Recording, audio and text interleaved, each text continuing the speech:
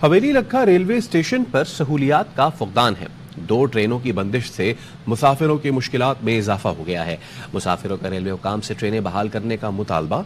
मजीद जानते हैं railway station पर मौजूद अपने नुमाइंदे मोहम्मद अहमद साजिद से।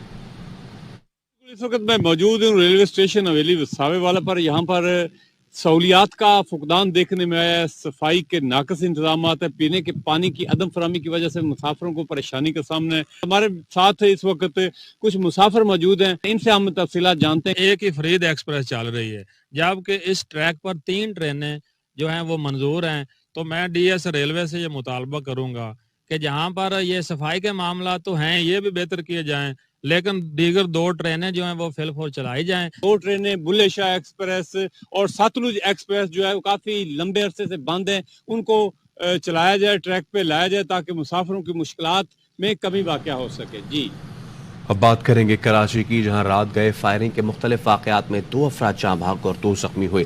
मुबैना